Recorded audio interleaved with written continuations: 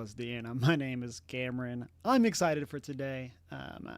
We are going to be doing a tournament recap of the latest Disney Lorcana tournament that I played in, which is, of course, the Diet Coke Invitational.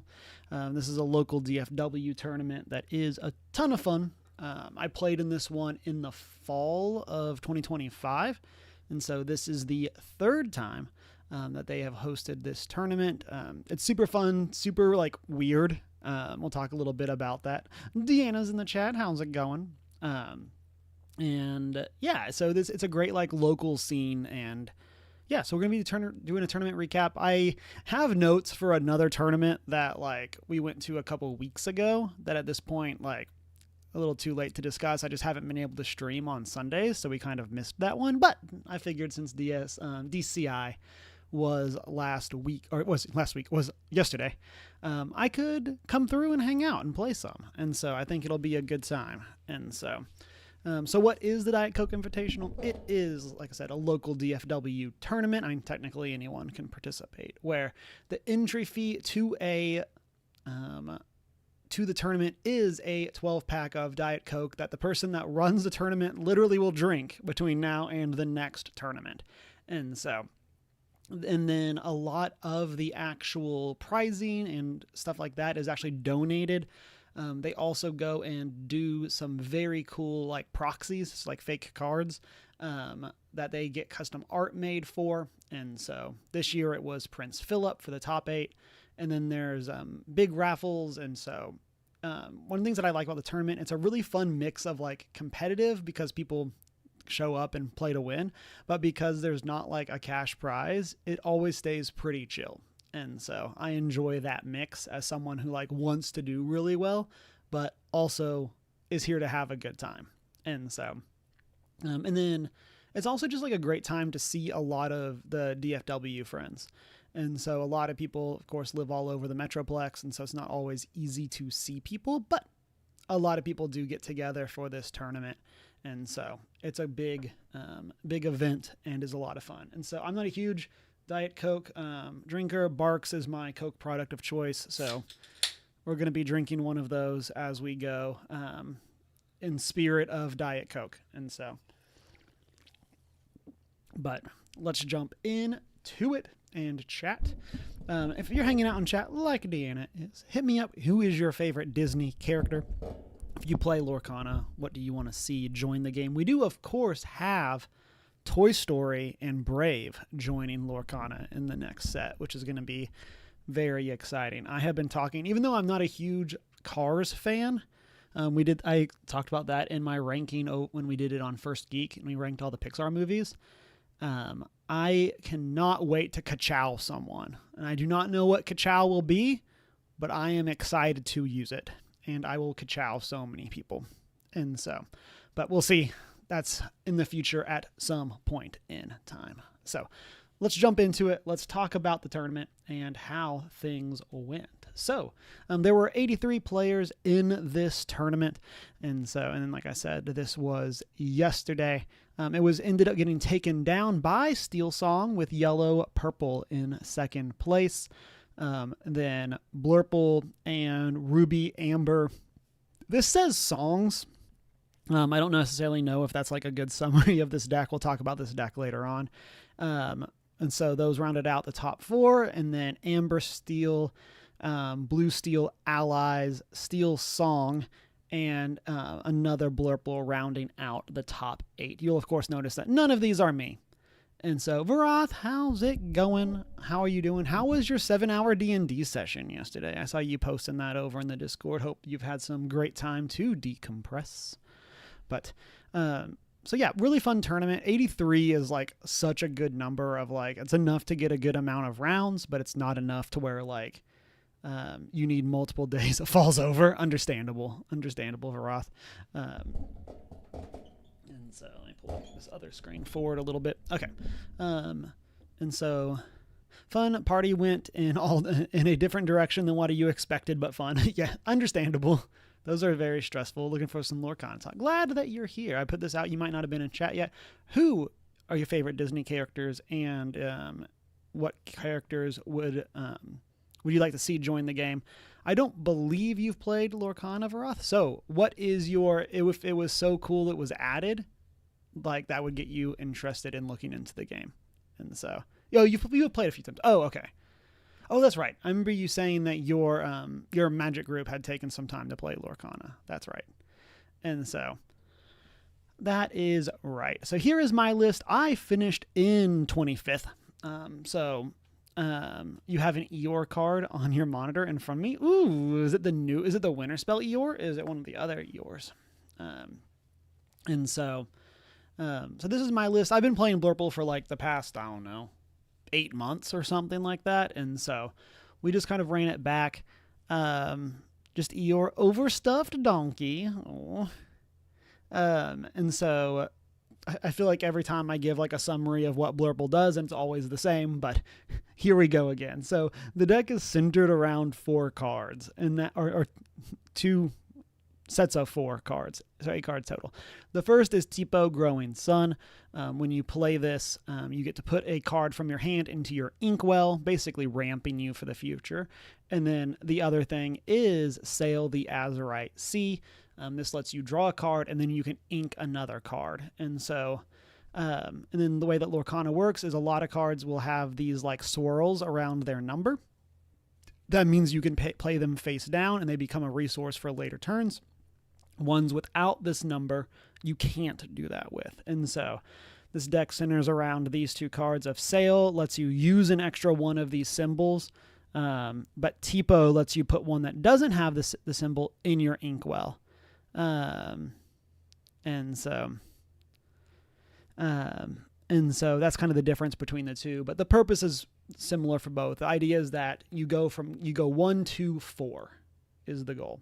And so the deck is really centered around a lot of very strong 4-drop characters that Tipo and Sail the Azurite Sea let you get there. And so that's really the goal there.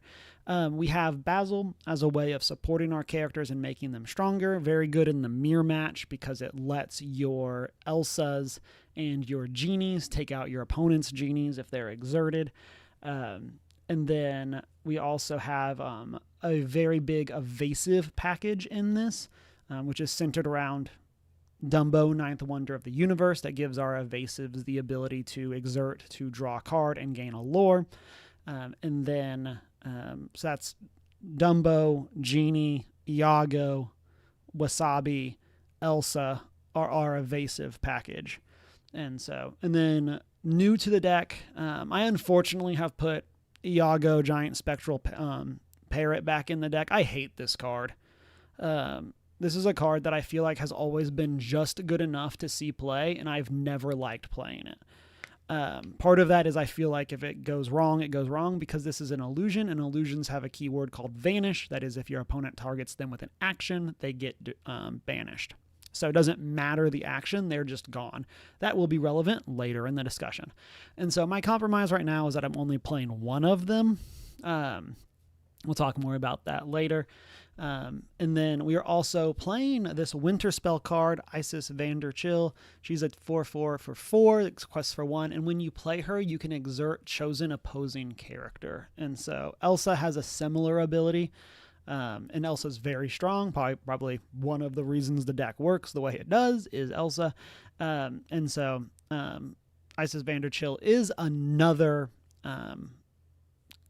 card with that effect. And so what this lets you do is if you have like either Basil and Tipo or Royal Guard, you can then play Vanderchill, exert an opponent's character, and take them out on turn 3, and hopefully set them back pretty far. That's kind of the goal of playing this card. We're also adding Tigger to the deck, bouncing all the way. And so a 4 ink 4/3. This one is inkable, and when you play this character, you can return chosen character, item, or location that costs 2 or less to their player's hand. And so this is basically just there as the tempo swing. You can use it to balance your opponent's singers or their 1 or 2 drops and just buy you more time. And then it's also a 4/3, so it challenges through a lot of the impactful cards in the format. I'm also a big fan of the play of like questing with Tipo, then bouncing it with Tigger. Huge fan of that. And so, And then we have Wasabi. When you play this, we banish an item, and then that item's controller gains a lore, mostly used to get rid of Emerald Chromicons. There are some other items in the format that it can hit. And then there are other cards that are 4-drops that are kind of variations on this effect. Alice is one of them. But this character gets evasive on your turn, which lets you use him with Dumbo to draw extra cards. And so that's why we're playing Wasabi versus the other ones. Belle, and then we have Cheshire Cat as our lone 3-drop character. These let us move damage around. So Cat can move 2 damage every turn for 2 ink. And then Belle can move 3 damage when we play her. And so Belle quests for 2 is a 4/4, and one of the challenges with Cheshire is that you don't really want to ever quest with it, just because you want it to not get removed. And so Belle kind of is just a bigger beater there. It's possible that there should be more cats and like 3 and 1 or something. I don't know. Then next up we have Hades looking for a deal. This is one of the 2 Whispers in the Well cards, I believe, that got added to this deck. Oh no, we also had Cheshire. And so, but when you play this card, you pick one of your opponent's characters. They can either put that card on the bottom, or you get to draw 2 cards. And so one of the things that's very nice when you can have it work out is when you have the card that you need in hand already. So like say they have a character that you need to get rid of, and you already have an Into the Unknown or a Let It Go in hand. You then Hades them, see if they'll put it on the bottom. If not, you get to draw 2 cards. Then you can use the removal spell that you already had. And so then we have Demona, Scourge of the Wyvern Clan. She's a 6 ink 5/6, quests for 2. When you play her, you exert all of your opponent's characters. So again, kind of fits into that Elsa Vanderchill shell of making your opponent's things exerted so you can take them out. And then each player draws up to 3 cards in hand, or until they have 3 cards in hand. And so, which can be really cool, but it can also be a big challenge because it can make it so that you refill your opponent's hand. And so there are certain decks that you almost never play Demona in or against, just because they're always going to have fewer cards than you. Then last off, one of my favorite cards in Lorcana, which is Hades Infernal Schemer. 3 6 for 6, quest for 2. When you play him, you can put an opposing character into that player's inkwell face down. Just let you snipe one of your opponent's best characters. Very useful for getting rid of things. In the mirror match, there's a lot of the Hades wars and the Demonos wars of like typically whoever can stick the last one is the best, the best off. And so there's a lot of fun stuff that you can do with this card. We're not running like a bounce package in this deck. That's something that used to be here. I kind of miss it and wish there was room for it. I kind of want to find a place for another Madam Mim, because I loved bouncing my own Hades and then replaying it. Super fun. And then rounding out our deck, we have our other piece of card draw, which is the Junior Woodchuck's Guide. And so this is just an item that basically for 3 ink lets you draw 2 cards. And then we have our removal package of our 1 board wipe and Spooky Sight. So this is mainly here for the dogs matchup. It just gets rid of all of the smaller characters on board. And then the other removal, we have our 6 removal songs of Into the Unknown, which puts an exerted character into its player's inkwell, and then Let It Go, which puts any character into their opponent's inkwell. And so with both of these being songs, there's a lot of cool ways of like getting your opponent. And so like one of my favorites is like on turn 5, play Elsa, exert a character, and then sing Into the Unknown with my 4-drop to get rid of that character.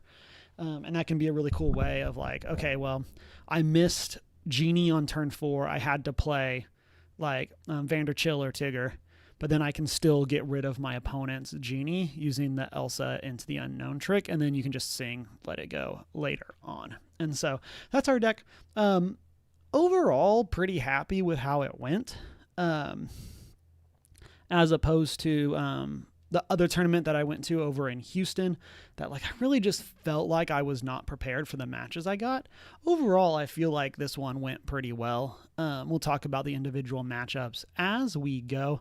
But yeah, so overall pretty happy with it. There's a couple things that, like, again, things could be different. It's possible that we want like more Iagos. Again, I'll talk about that later on. I just hate that card so much. It's possible that we want more cats. I'm also lower on the 1-drops. A lot of other Blurple decks are running 8 or even 9 1-drops. And so it's possible that needs to be an adjustment. A lot of lists aren't running Spooky Sight, which blows my mind because I feel like you really need to be playing it. But here we are. I'm in 25th, not first. So, and then as always, when you do these, I'll be looking at my phone. I have my notes on here. And so after every round, I take notes of like a couple things that happen. And it's never going to be like a full match recap. It's usually like, if it's multiple sentences, that's impressive. But it helps me kind of just remember what happened in the match. And then one of the cool things, usually when we do these, I don't have my opponent's deck lists, so I can't actually talk about specifics. I had to talk general. But for this tournament, because we had to submit our decks through Inkdex, which is the site that we're on right now, we actually have all of our opponent's decks, except for one. I'm pretty sure it's the correct deck, but I'm not 100% sure. So we're going to do our best and hope that that's right. And so I'll call that out when we get there. So our first round was against Zach. This is Zach from 20 Lore, which is one of the big Lorcana streaming of things. They do a lot of running events and stuff like that. And so Zach's a really good player. Ended in 19th. Zach and I were joking during the tournament of like, there's this trend that if I beat Zach in a tournament, he then does well from that point on. And so we played each other in round 3 of DLC Milwaukee. And then I beat him, and then he went on a winning streak and I went on a losing streak. And so, playing him in round 1, was definitely something that I'm always afraid of, just because A, he's a good player. But B, we now are starting to build this reputation of like, if I beat him, the tournament goes better for him. Because it's happened now multiple times. And so this is the new Steel Song deck. This was played by Sky at the Houston tournament that I was at, and I believe, at least based on Zach's name for the deck, this is just a carbon copy of the deck Sky played. And so it's a very cool list. Mulan as your 1-drop, and then you have this new Angel who's an underdog. So if you're going second, you can play this card for 1 on your first turn, which is super cool. Kind of lets you get a more powerful card out earlier. Running the docks for the card draw. Grandmother Willow has been a huge addition to the Amber lists. I think it's a fantastic card. Once during your turn, the next character you play costs 1 less. And so that's fantastic. Some Lilo escape artists, also called Zombie Lilo because you can get it back from the discard. Mowgli to snipe opponents' non-characters. Troubadour to sing stuff. Ursula Vanessa, again, to sing stuff. Nani, another new card. This lets you look at the top 4 cards of your deck to get a character that costs 2 or less, and then put it in your hand. And then we have probably the best winter spell card in Angel Experiment 624, who's a 4-cost 3/3. We talked about this in our deck, or like our set review. And yeah, this card's crazy strong. And so if you have no cards in hand, Angel gets resist +2, and then once during your turn, you can choose and discard a card to deal 2 damage to a character. And so very powerful. That good aim ability is really what you're playing the card for, and if you can get the resist 2, great. But it's very powerful to be able to turn any card in your deck into Fire the Cannons, which is just an action that deals 2 damage. So then next up we have Ariel, Ethereal Voice. Fantastic card that didn't see a lot of play in Whispers when this released because we were missing some of the songs that we needed. But now that we got a bunch more, this card's finally getting a time to shine. Also notably, this card, if you play Grandmother Willow on turn 2, you can play Angel or Ariel on turn 3 because of the cost reduction. So that's really cool. Chief Powhatan, Protective Leader, is a bodyguard 5/5, but can't challenge. So very strong on defense, but can basically only be used for defense.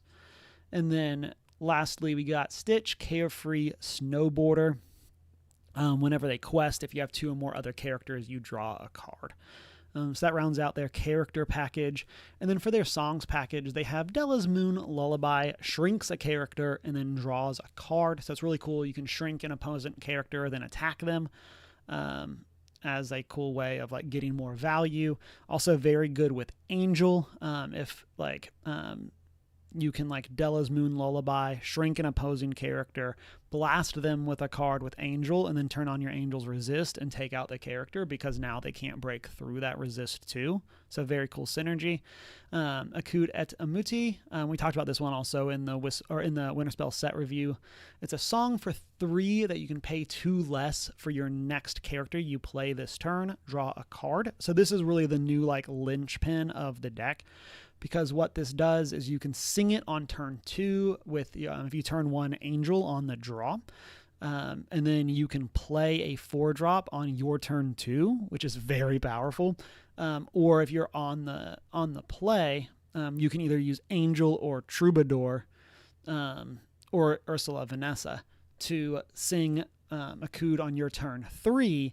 And then that will let you like play an aerial and boost her in that same turn, or you can get Stitch out really fast. There's a lot of options there. So it's a very powerful card that is, again, is kind of the linchpin of this deck. We have Strength of the Raging Fire, a staple for as long as it's been printed. Deal damage equal to the number of characters. And then lastly, we have He Hurled His Thunderbolt, deal 4 damage, and then if you control a deity, it gets Challenger 2. Almost never relevant, that second part.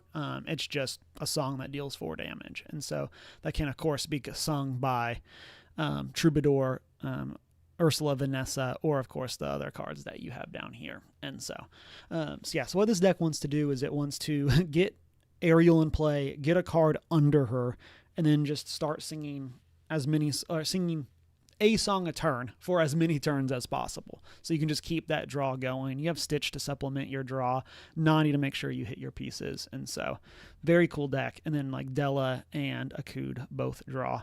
So I ended up taking this 2-0. I was on the play. Game 1 was swingy with a lot of removal on both sides. I think I managed to keep it. I think he had a very quick start and got an aerial out like on turn 2 or turn 3. We were able to get rid of it pretty quickly, but that was very scary. And then ended up setting up a play where we had to use like Into the Unknown on the Chief to then get through and take out some of his other characters. And then game 2, I had triple Genie, and just kind of always had cards in hand because I had Genies in play. And then Genie is hard for that deck to get rid of if you can back it up with removal, because what you can do with Genie is evasive, so the deck doesn't have Steel Song doesn't have any evasive, so they can't challenge into your Genie. And so they have to like use Angel and Strength together to take out Genie, or they have to hit one of their he hurled his Thunderbolts. And so and while this deck does have like a decent amount of draw, like it's not as good as previous Steel Song was, since it doesn't have a whole new world. And so a lot of times you can just dodge that. And so and then so we had triple Genie, and then I also had like back-to-back runner Hades once I got up to 7 ink. And so that was super good. Again, I think he like sang a song with Ariel on board twice in the whole match. And so that was really the big thing, is like managing their Stitches, managing their Ariels. And you just want to make sure they're not drawing extra cards, because like Angel is very hungry for cards and they will run out. And so if you can keep them from having more cards in hand, that's a great way of like putting a limiting factor on Angel. And so, and then doing everything you can to also keep your characters out of Angel range with Cat and Belle. There we go. That's a good way of just making sure that you're going to be okay. You just want to basically make them, since they don't have like mass removal, you want to just make sure that they have to stretch all of their removal spells thin. And so, like I said, with Cat, you almost never quest with Cat just because it's so valuable. And so making it so like they have to burn a Thunderbolt to kill Cat, they have to burn a Thunderbolt to kill Genie, otherwise it's 2-for-1s, like puts you into a really good spot. I also had the benefit of the night before practicing against literally the same deck. And so that was very helpful because I'd gotten in a handful of reps going into the tournament. And so a group of us got together for Lorcana and pizza. And so it was very cool. And having those reps definitely helped. It just helped me know what to prep for. And so, yeah, so very cool deck, very well played. That is then going to bring us to our next deck, which is Amber Sapphire. And so this is another deck that I am familiar with playing because one of my teammates plays it. And so this was played by Joe, and he took this to 17th place. So Joe beat me 0-2. And so this matchup is like brutal for Blurple. Like we'll look at like actual metrics later on, but it seriously feels like it's like 80-20 in favor of Amber Sapphire. So this runs the same Sapphire package we do with Tipo and Sail the Azurite Sea, but then this also has Cindy, Dream Come True from Whispers in the Well, who whenever you play a princess, you can ink a card and then draw a card, and then also plays the new winter spell card, Moana, Curious Explorer, who lets you ink cards from your discard. And so I don't know what all Joe ended up playing against, but like this deck is super good if you can dodge the very aggressive decks, because you just have so much time to build up ink. Like Blurple ramps a decent amount, but like when you go against this deck, it'll be like Blurple is all about getting ahead once and then trying to stay ahead, whereas this deck is just constantly inking. And so it's not uncommon for them to be at like 8 or 9 ink by turn 5, and just be crazy far ahead. And so, and then they're playing Pete, Ghost of Christmas Future. I love this card. I was playing this for a while in my deck, but you can boost it, and then whenever it quests, you look at the top card of your deck for every card under Pete, and then you get to put one of those cards in your hand. So very cool, very strong card. And this deck has so much ink that it's very easy to get like 2 to 3 cards under Pete before like your opponents are able to get rid of it just because of the other removal. They're playing Scuttle, Brainwashed Bird, which is I think it's so funny that this card is seen play. It's just a 5/5 for 5 that quests for 2 and has ward. And so it's like, hey, this card is just here to be hard to get rid of. And so I think that's very funny. I do think it's funny because there's I think it's a Donald Duck. Let me see.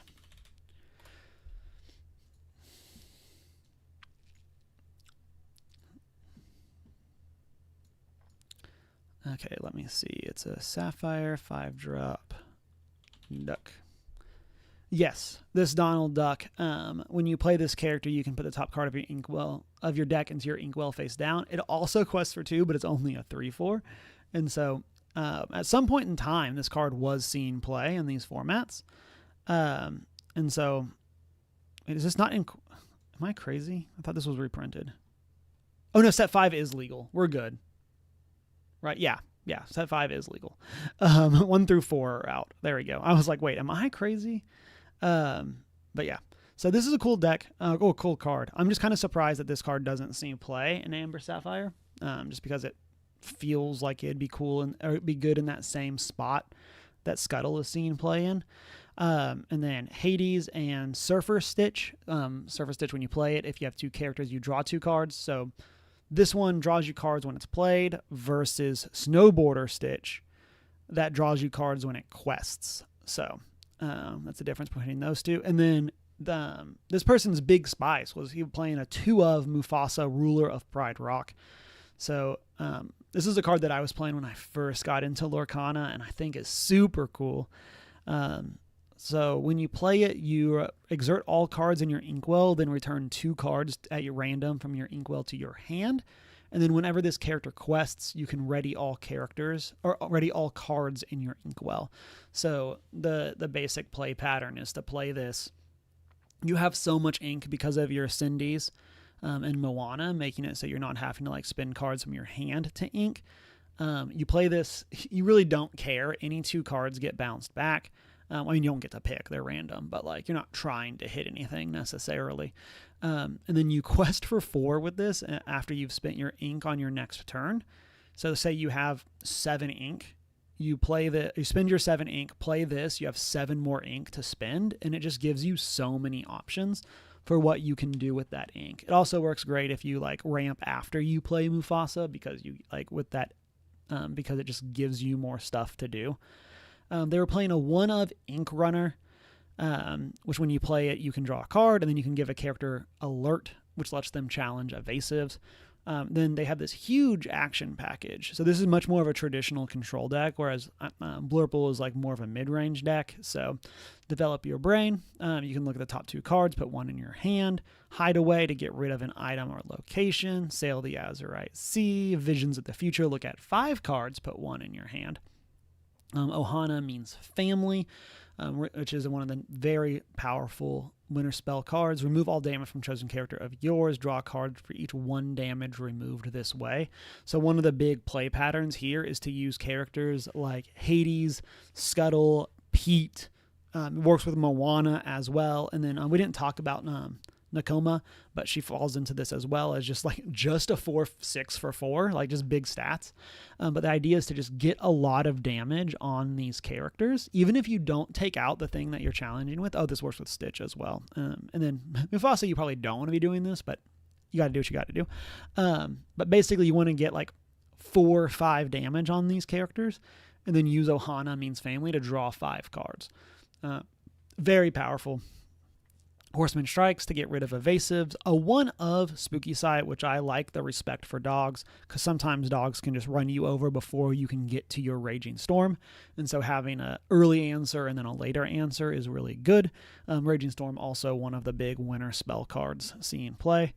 And then Let It Go. A great removal spell that we're playing as well. Again, it puts a opponent's character in their Inkwell, or a character. You could technically use it on your own. But it's just a good way of removing something. And so, like I said, this matchup is close to unwinnable for us. It's extremely challenging, a lot going on. And while I am familiar with the matchup, it's from losing to my teammate that also plays this deck. And so, very strong. So game 1, he double Mufasa'd me. I got to 18 lore, but just could not get that last little bit. And so like the weird thing happens of like Blurple a lot of times ends up having to play the aggro deck in these matchups where you just got to try to go as fast as possible and make them answer you, whereas normally you're the one that wants to answer your opponent's stuff. And then game 2, I got to an effective 19, which means like I could have quested to 19, but that wouldn't have won the game because it's the 20th lore that matters. And so I had to make a bunch of different plays. I was able to make the Hades play that I was talking about earlier, where like I had the answer to something in hand and I needed him to take the deal and put one of his other characters on the bottom so I could buy another turn. He didn't take the deal. I played another purple Hades. He didn't take the deal a second time, and then he won. Like, I was hoping for a misplay, but that was the only way I was surviving, was if my opponent messed up. And so, unfortunately, he gave me the cards both times, and then while I had the answer, it ended up not being enough answers. And so, they got me at that effective 19. Next up, we got Travis playing Aerial Mic Drop. So this is Blue Steel songs. There's a handful of different Blue Steel archetypes right now. There's this song list, there's an allies list, and there's a detective list. And then they kind of all play the same core, or the same ideas, I guess. Maybe that's the way to say it. And then it's just kind of just like what variations on that are they doing? And so we got some Mulans, we got the ramp package of Tipo and Sail. They're playing the Angel that we talked about earlier. They're playing this Bell. I don't think I saw this in the matchup. But this is really cool. So whenever one of your characters is banished, you can put it in from your discard into your inkwell. So it's really good if your opponent answers your stuff. You can just turn it into ink. It has the Cinderella package. So like this has this handful of princesses. Donald Duck as just a way of banishing items. I feel like I'm not huge on this. I feel like I would rather play Binja as a 3-drop, but I don't play this deck. I don't know. One of Moana, one of Namari. Got the Pete's Aerial Sonic Warrior, a classic card that got reprinted. So whenever you play a song, you can pay 2, and if you do, you deal 3 damage. So this is really powerful as just a way of like, hey, I can only deal 3 damage with the song, but I can use this ability to do more damage. Goliath, great Whispers card. At the end of the player's turn, they either draw up to have 2 cards in hand or discard down to have 2 cards in hand. And then just a 6/5 that can't ready if you have 3 or more cards, but you very rarely will have that happen because of his ability. Big Tink, so Tink Giant Fairy. Whenever you play this character, deal 1 damage to each opposing character. And then during your turn, whenever this character banishes another character in challenge, deal 2 damage to a chosen opposing character. Arthur, King Victorious, a card that I always forget exists because like it really has only ever seen play in Blue Steel, and it's not all of them, and then it's almost always a one of. And so this card came up. So the big part about this is when you play it, chosen character gains Challenger 2 and Resist 2 and can challenge ready characters. And so this lets you snipe something. Hades, and then Vincenzo has basically more like inkable Hades. Like 3 damage isn't going to always get rid of everything, but the fact that Vincenzo actually gets rid of stuff is really good versus Hades just puts it in the inkwell. I think it sort of actually banishes stuff. And then Vincenzo is inkable and quests for more. So Sail, and then song package, one jump ahead, Strength, Thunderbolt, Let It Go, 2 of Beyond the Horizon. One thing that's interesting about like having my opponent's actual decks is like I did not know this card was in this deck. This never came up. But it's interesting to see that it was there because I think it's a very good song for the matchup. And then a 1 of Mob Song. Deal 3 damage to 3 chosen characters and or locations. I'm curious to what the intent behind this is. Like, is this just to try to hit a bunch of things? I'm curious. Is 3 a break point for specific things? I'm not sure. Obviously, Sing Together makes this not crazy to sing when you have so many high-cost characters. But, yeah.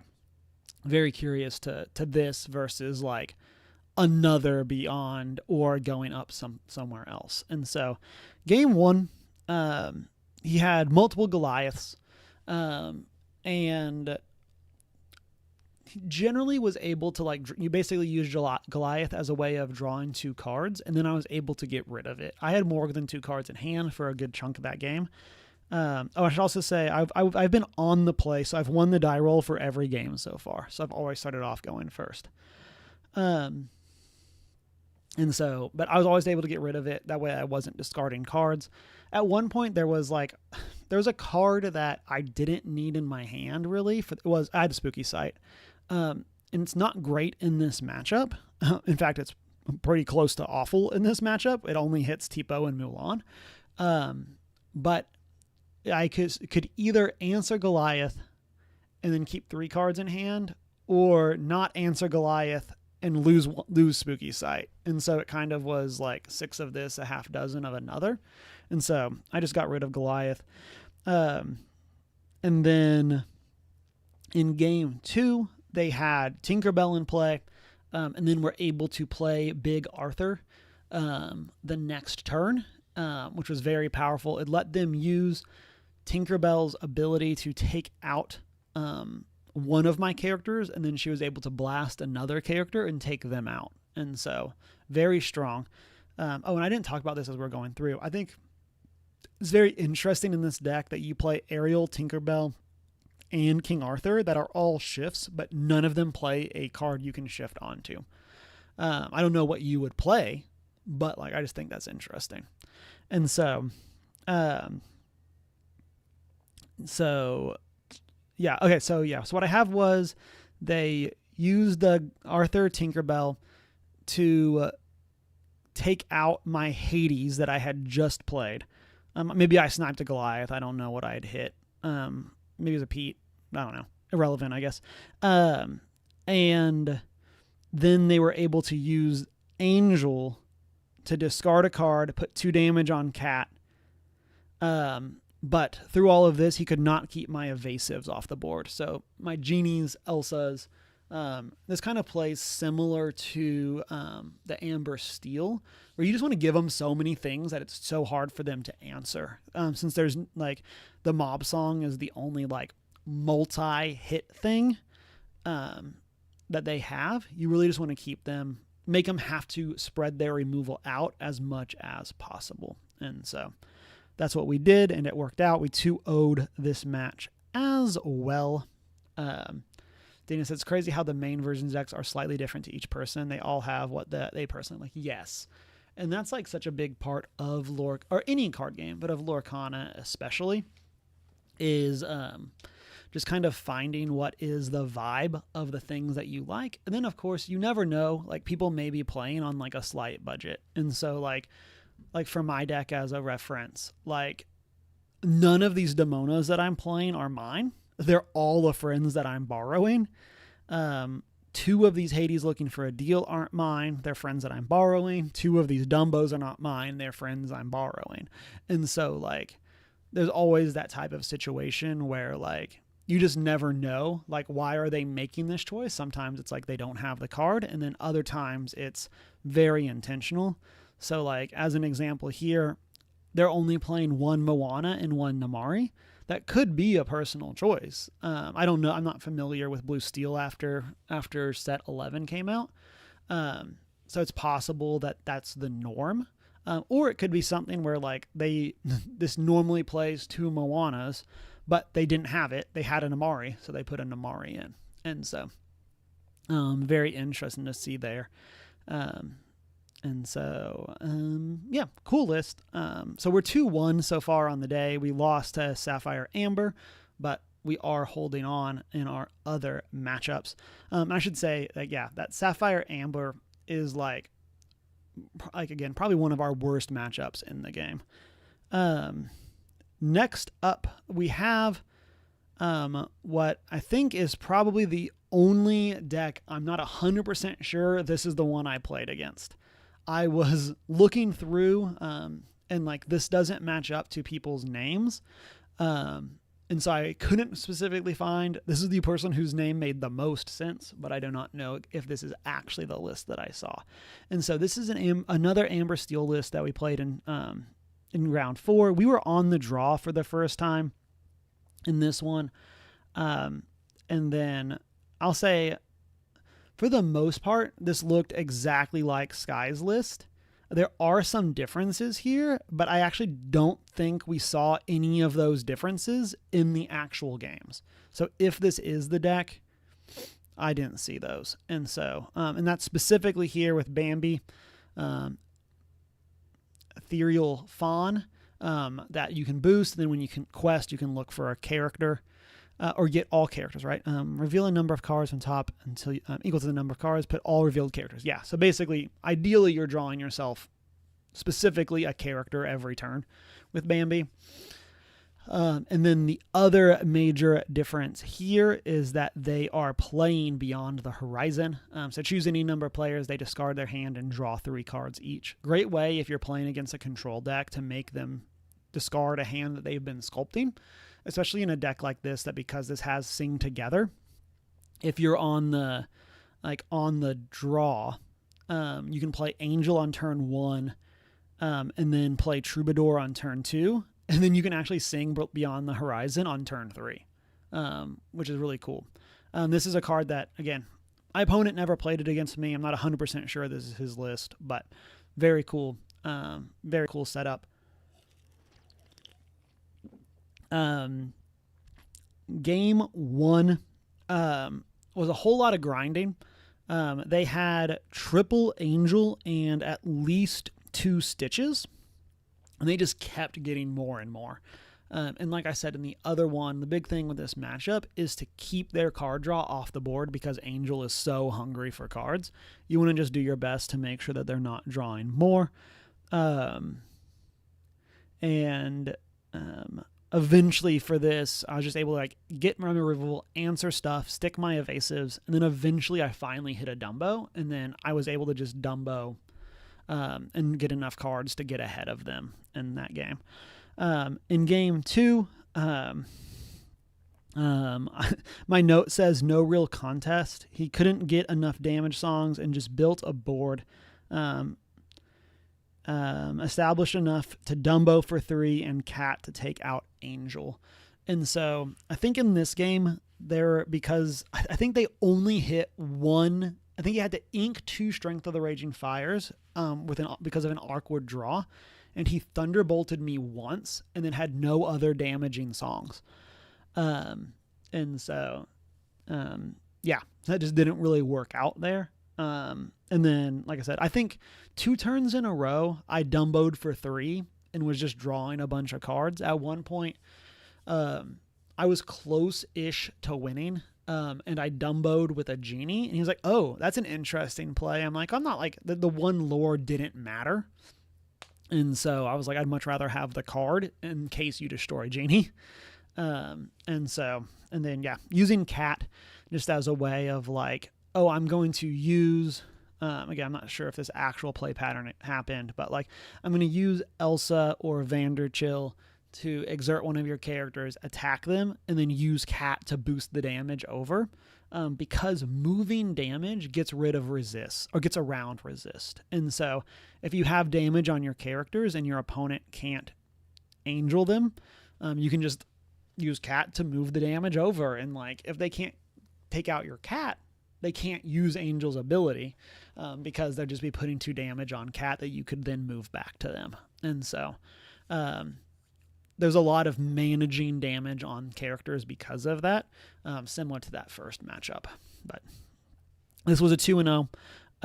I am now 3-1 on the day, which was very exciting. So we've lost to Amber Sapphire, but then we have beat 2 Amber Steels and we beat 1 Blue Steel. And so, and then next up, we have our only mirror of the day. To another mirror, meaning the same deck colors. And so here we'll take some time to kind of talk about deck differences. And so since we've already kind of talked about the play pattern of this deck, so notably not playing the spooky site like we are. Also only playing 8 uninkables.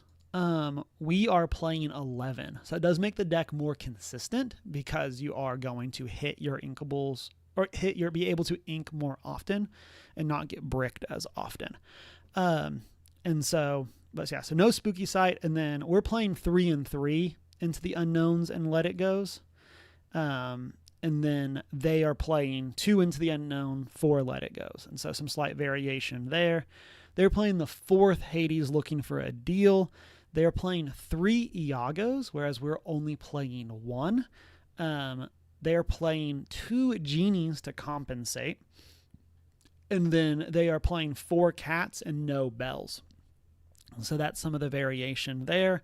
And then they are playing Rafiki Mystical Fighter, whereas we are playing Royal Guard. And so Rafiki is a Challenger 3. And then the second text is irrelevant, but something to do with hyenas. So Rafiki is great because it can hit for 3 without help, whereas Royal Guard needs you to draw more cards, but Royal Guard can high roll some with using Demona to draw like 3 extra cards a turn, or using Guidebook to draw a bunch of cards. So that's why I'm on Royal Guard. I do really like Rafiki and had been playing that prior to my friend loaning me her Demonas. And so game 1, I ended up kind of getting an aggressive start in this match just with my draw. And then I literally drew 0 card draw. Like no Genies, no Guidebooks, no Demonas. Was like, I top decked really well and I was like hitting removal spells when I needed them, but I was drawing 0 or only 1 card per turn. And then my opponent was drawing like 2 or 3. And so, he was able to just kind of build up a big lead against me with that play pattern. And there was really no shot there. And then game 2, I think he said afterwards that he had made a mulligan thinking that I had removed genies because none of them showed up in game 1. In game 2, I stuck 3 genies and just did the thing that I like to do, which is to control the skies with my evasives, and just quested a whole bunch and got there. In game 3, my note says a whole lot of nothing. And so this is kind of like what happened with the inverse of what happened against the Amber Steel in the last match, where like answers lined up and I just kind of wrecked them. His answers lined up and he just kind of wrecked me. And that was how it went. And so that one was kind of like, so if game 1 was like a 1, game 2 was like an 8, game 3 was like a 3.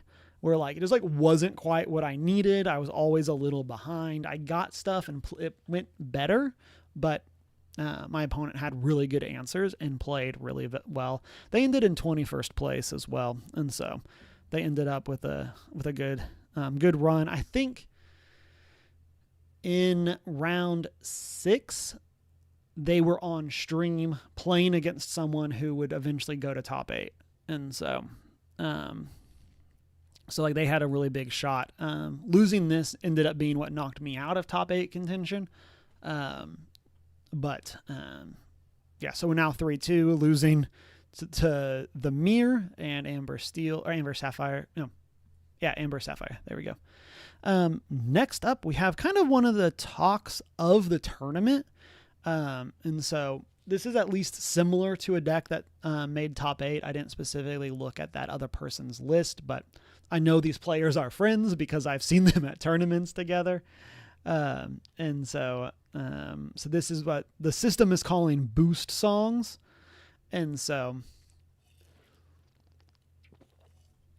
this is a very interesting combination. This, there was also another local tournament last weekend. And the other person that was playing this deck won that event as well. And so I don't know if this person played it at that other event because I couldn't go. But we played this. And so from an Amber side, they have Angel, they have Mowgli's, they have Ariel, and then they have Sarabi, which shrinks a character. Then they have Webby's Diary, which is an item that when you put a card under another card, or under a character in location, you can pay 1 to draw a card. They have Ohana, means family. They have Horseman Strikes. Interesting that it's only 2, because I felt like he had it at great times, and so and interesting. Like I assumed there was more of them. Be Our Guest, Della's Moon Lullaby, Trials and Tribulations, to again shrink another thing, Akud, World's Greatest Criminal Mind, to get rid of a big thing. So on our end, notably, this hits Demona, and is a way of taking her out.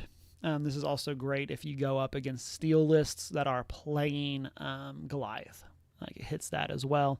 And then it's good into the Mirror. We'll talk about that when we get to the red cards. And so, which is right now. So on the red side, they're playing Scrooge McDuck, which is a Whispers or a Winter Spell card. It's a 3/3 for 2 with boost 1. And every time you boost it, it gets 1 more strength and 1 more willpower. So the first time you boosted it, it becomes a 4/4. The second time you boost it, it becomes a 5/5. So just like a crazy good beater that keeps on growing. And so it can be really hard to get ahead of this card if they get an early lead with it. Because you just need so much damage to break through them constantly boosting. Next, they had Aladdin, another boost 1. This is a 4/4 for 3 with Reckless. And then when you boost them for 1, you can put a card under them, and then as long as there's a card there, all of your characters with Reckless gain Exert to gain Allure, which gets around Reckless. It basically makes it so that they can quest for 1 instead of having to challenge. And so, very interesting card to see. I think if I was guessing, these cards are here because they are cheap cards that boost 1. And so, Sisu, fantastic card. Gets rid of a character with strengths 1 or less. So you can combine this with Sarabi. Also combine this with Moon Lullaby and Trials and Tribulation. a great way of just shrinking stuff and then taking them out with Sisu. Then they're playing the Horseman, or the Headless Horseman, Terror of Sleepy Hollow. So this is a 5 uninkable for 2 from Whispers. When you play this character, banish chosen opposing character with 2 strength or less.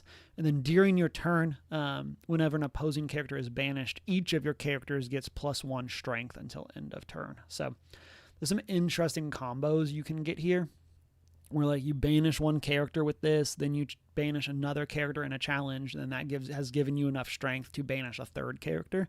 So you can kind of get some interesting trades going. And then one of the best cards in Disney Lorcana that has not seen play since rotation, just because Ruby hasn't necessarily been in like the best spot since rotation, but is Maui Half Shark. Again, huge menace of like the previous format when Sapphire Ruby was a thing. But whenever this character challenges, it says 6 cost 7/5 quests for 1 evasive. You basically never want to be questing. So whenever this character challenges another character, you can return an action card from your discard to your hand, and then whenever you play an action, you gain a lore. So I saw the other person who was playing this deck, they were sitting next to me, or diagonal from me, in one of the rounds, and he was able to get Maui Half Shark going, where he challenged in, banished a character, took 3 damage, returned Ohana Means Family from their discard to their hand, and then used that Ohana Means Family to remove the damage from their Half Shark to then draw 3 cards. And that was gross. And then the last red card that they have is Scrooge's Counting House.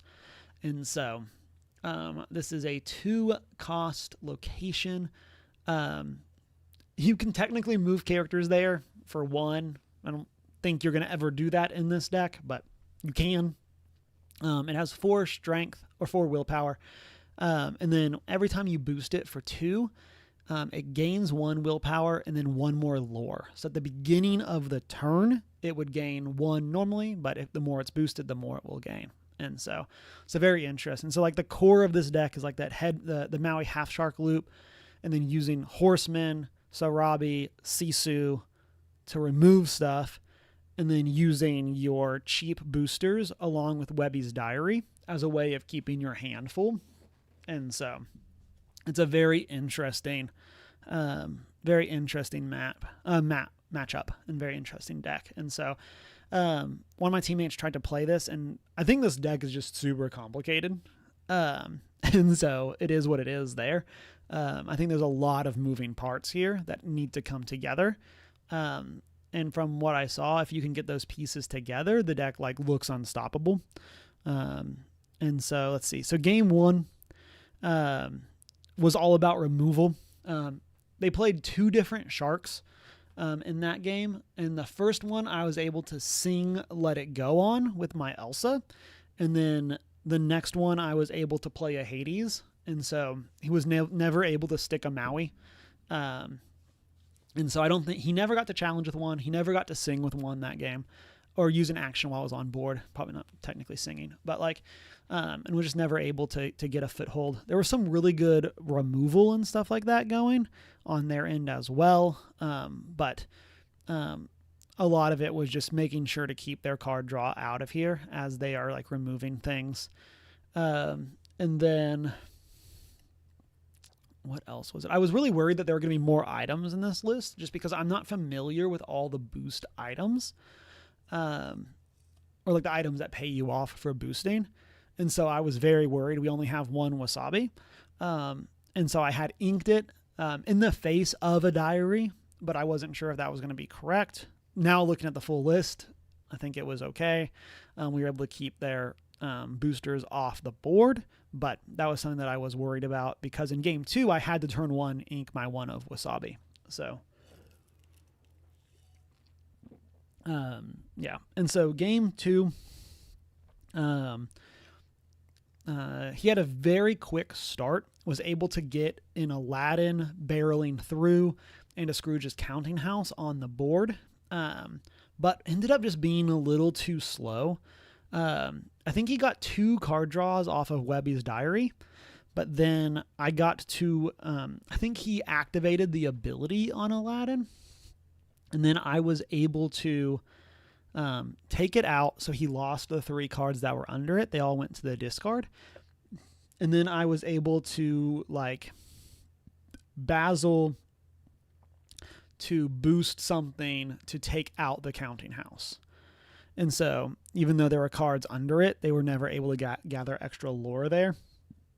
And then eventually he stuck a shark. I didn't have a Let It Go or Hades on the board, so I was forced to just kind of sit and wait. And I was really worried that we were going to start staring at each other.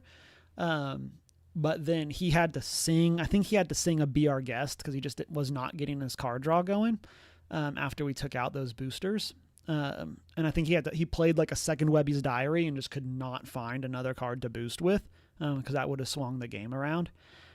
So he had to sing Be Our Guest, and then we were able to Into the Unknown his Half Shark, and that closed out the game. And so it was a 2-0 there. Yeah.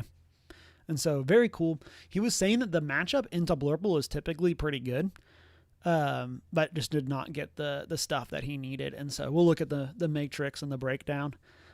Stella, how's it going? It really hinges on Sarabi comboing with Sisu and Headless. Yeah.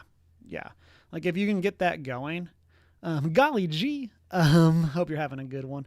Yeah, if you can get those things going, like he was able to, I think he Dela'd one of my Hades and then hit it with Sisu. Or maybe I'm thinking of, maybe he got rid of a cat that way.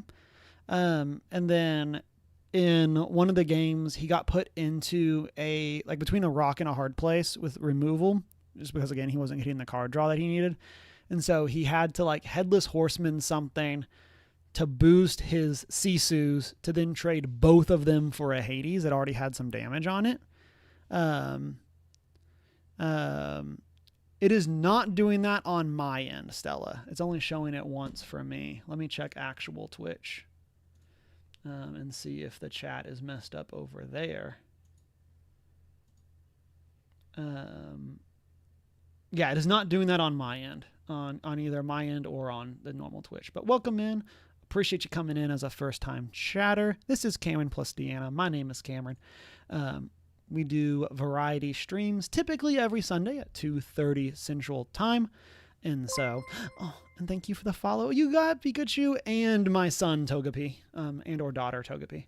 And so, I assume you're playing Lorcana. What are you playing? What are your favorite cards? And what's something that you hope comes to Lorcana soon? And so, but yeah, so cool stuff. But yeah, like I said, I was talking to one of my friends who's also playing Blurple about this, and I feel like one of the struggles with where the game is right now, and I guess this is technically true for most trading card games, is that the game is just so focused on card draw engines that some games feel like, okay, well, they got their engine and I didn't, so I lost. We talked about this in our Blurple mirror a little bit ago, where my opponent, I think, hit 3 guidebooks to my 0 and just had way more cards than me. And so it's crazy. I mean, like I said, I saw the setup with the half shark and to Ohana means family, which is crazy if you can get that. And so I do want to mess around with this list, because I think it looks super fun. But it's also just interesting because it's not a very, it's the thing that I like about Lorcana, which is that really in terms of expensive cards in this deck, there's Half Shark and there's Headless Horseman, and that's it.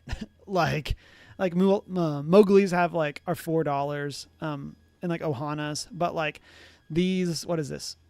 10 cards are the only expensive cards in the deck, and everything else is super cheap. And so it's a fun deck, by no means a budget deck, but is a fun deck that you can throw together and test. And so, and then our last round was against Melanie playing Purple Steel. Typically a good matchup for Blurple. Typically, I say, in a foreshadowing manner. And so this deck is one of the other big pillars of the format. And so the big three being Blurple, Purple Steel, and Dogs, which is Amber, Emerald. And so this one's pretty crazy and pretty strong. I like Purple Steel a lot. This kind of goes to Deanna's comment from earlier in the stream. Purple Steel is really cool because it is so flexible. There's so many different variations and routes that you can take with this deck that you don't see in the other color combinations to the same extent. And so we referenced it a little bit with Blue Steel, where there's like songs, allies, and detectives. For this one, there's just so many variations of Purple Steel that like well, I would say this is probably pretty close to like the normal version.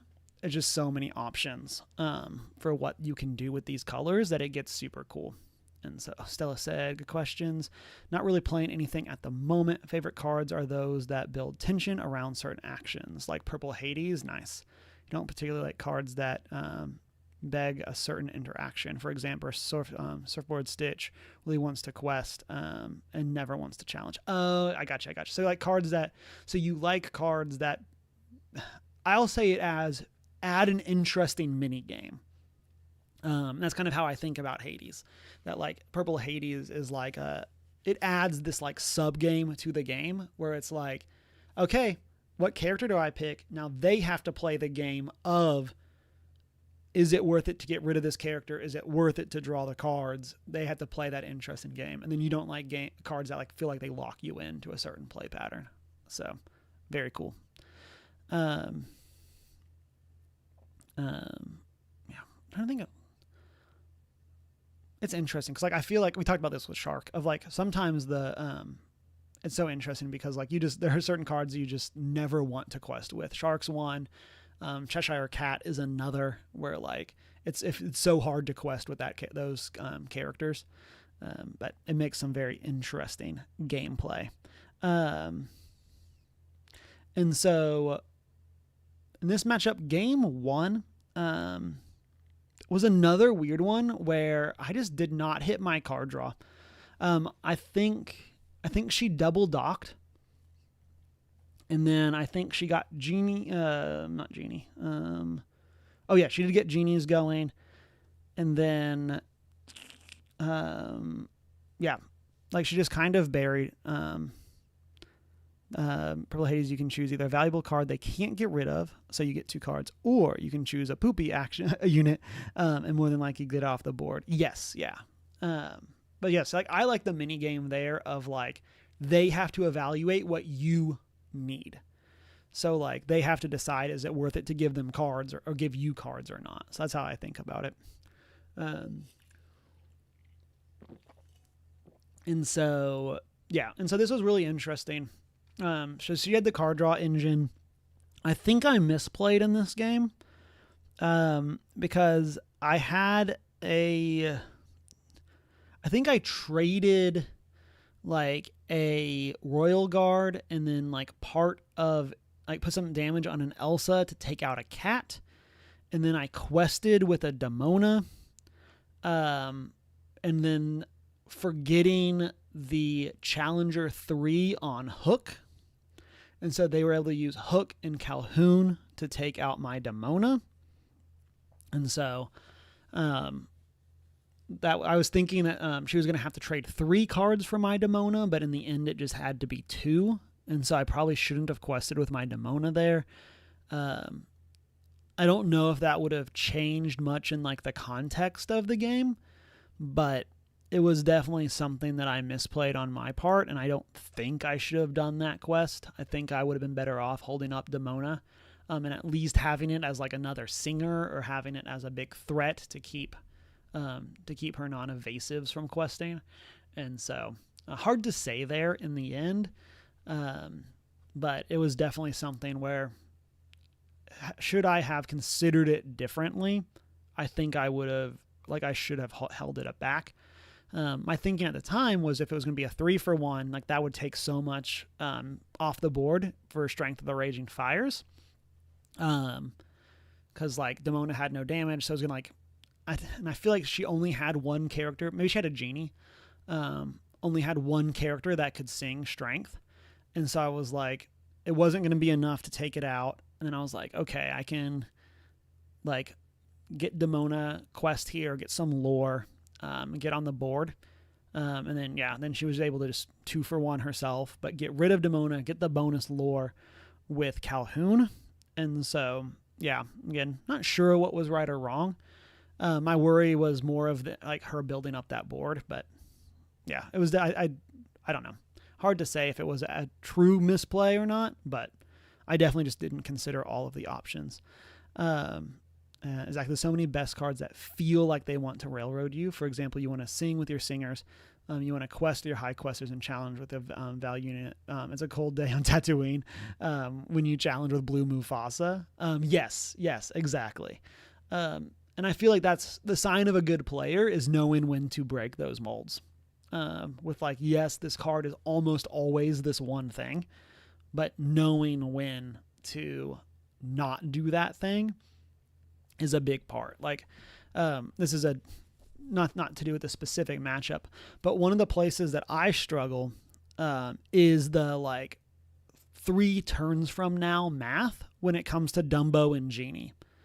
So Genie quests for 2, but you can use Dumbo's ability to gain 1 lore and a card. But I'm pretty confident there have been times where, had I quested with Genie twice, I would have been able to win the game sooner instead of getting that card. But you never know, because it's hard to be okay, well, if they actually were to remove Genie or remove Dumbo, I would much rather have that extra card than the 1 lore. And so stuff like that, of finding those pathways, it can be so difficult.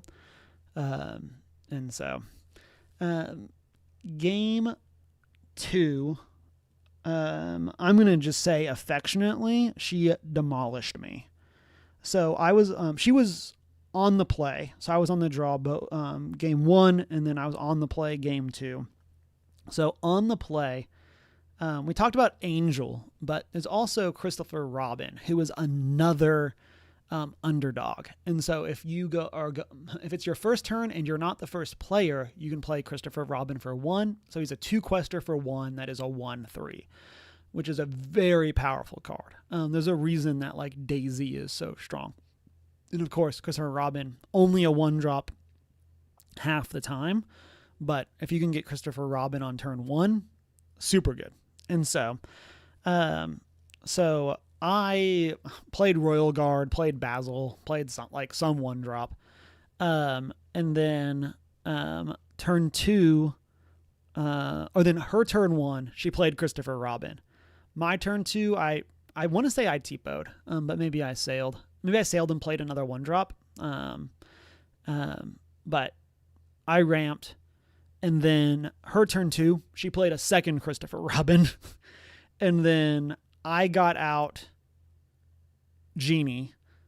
Her turn 3, she played Lexington, which is one of my least favorite cards because it's so good against me. So Lexington's a gargoyle that has alert, and then it's a 4/4. Genie's a 2/2, Genie's a 2/4, Dumbo's a 3/3. Lexington just hits so hard, and it makes challenging so difficult. I must have sailed because I would have been able to attack Christopher Robins if I had TPO. And so Lexington was a huge problem. And then I was lucky enough that she had 4 or 5 cards in hand. And so when she played Lexington, I was able to play Elsa to exert it. So that bought me time, and I was able to start chipping away at her Christopher Robins, but it was just so slow. And she I stabilized with her at 8 ink from just the 2 Christopher Robins. And that was my turn 6, my turn 5, I guess. Yeah, my 6 ink turn, but my turn 5. It was just so far behind with those cards just sniping so much ink. I knew she was playing Giant Cobras because I'd seen them inked in game 1. And so there's always that fear in the back of your mind as well. And eventually she was able to get her hand low enough to get Lexington. I had been holding on to a Into the Unknown, I think. or let it go. But I think she ended up playing an angel that I had to use that on instead of on Lexington, because I had characters that were damaged. And so I just couldn't give her the ability to take out all of my things, like start picking away at them. And so I also have in this one, I never really hit card draw. Like I had one genie. I think I hit one Hades looking for a deal, but she put the card on the bottom. It's like I think I got rid of a genie or got rid of an angel or got rid of something with a Hades looking for a deal. But it just like wasn't enough to really get anywhere. She was able to empty her hand and then get Yzma going, and I was able to remove Yzma. Oh, that's what it was. I ended up having to look into the unknown Yzma so that she would stop drawing cards. That's what it was. And so she was able to get 3 cards in hand off of Yzma, and then play one of those cards. And so then Lexington was turned on the next turn. And so it was a very rough game. I got stuck with my one of Spooky Sight in hand. And eventually, I want to say maybe it was a turn after she Yzma'd, or 2 turns later or something. She like double docked and ended up putting like 5 1-drop or 5 less than 3 drops into play. So like I was able to Spooky Sight and get like a 4 for 1, a 5 for 1, something like that. But it just wasn't enough to like actually get anywhere of where I needed to go. And by then, because of the Christopher Robins, she was just so far ahead that like there wasn't a lot that I could do to continue to stay in the game, with how little card draw I was getting. And so I think I had, and this kind of happened in the Blurple match as well. Like, it's not that I had bad top decks. I just did not top deck card draw when I needed card draw. And I think in this matchup, I didn't put this in my notes. I think there was a time where I had to Demona when, maybe it was game 1. Oh yeah, I think it was game 1 when I played the Demona from that misplay. I think she only had 1 card in hand or 0 cards in hand or something like that. And so like I just had to give her a bunch of cards because I needed to play it to remove something. And so it was a hard matchup all around. We didn't like talk through the full list as we went, but wanted to talk about, they do also play cat in this list. And so she and I made the joke about cat math, because cat math sucks. Because it's so hard of like, okay, I move the damage, but then they can move the damage back. So if I don't kill, like, there's just so much of that and it's so aggravating. And then Genie Magical Researcher. This is super cool. The more it's boosted, the more lore it gets each turn. And so that's super fun. Cobra, you can discard a card to gain 2 lore when you play it. And then it's just a big boy. Is a 4/4 for 3. Talked about Yzma. Yeah. And then strengths. I was surprised again. Yes. Cat traps similar to Rapunzel traps. Yes, exactly. Where like you would bait them into like, I guess I was the one that always got baited because I never played Rapunzel's, where you'd bait them into like attacking something like, 3 damage on my Daisy Duck. Sure would be a shame if someone Rapunzeled that to draw 3. And so there's a lot. But yeah, one thing that's interesting is only 4 Strength of a Raging Fire in this list. That kind of surprised me. I feel like I'm used to seeing more songs in this list, at least some number of He Hurled His Thunderbolts. And so, again, I didn't know that in the game, but like I was definitely like playing around Thunderbolts. And so, yeah, just not seeing those is pretty shocking to me. And so, but it was a great list. I think she ended in 16th. So very well played. 2-0'd me. And then ironically, I only had 1 match go to 3 games this whole tournament, and that was the mirror match. Every other game I either 2-0'd or I got 0-2'd. And so, very interesting. Singing such a high value action. Yeah, like singing basically being free. Like, of course, not actually free. You're exerting a character, but like effectively being free in terms of it leaves you all of your ink to use. Yeah, it just makes me really surprised. And then singing is also so powerful with Yzma. It just lets you use the card so that you can Yzma to draw more cards. And so, yeah, so just surprised to see this. Worked out. She ended in 16th. So, but yeah, very cool list. And so overall, one of the things that's interesting about this one is in the Houston tournament that I went to, I played 3 Blurple Mirror matches, and then I played Amethyst Steel 3 times.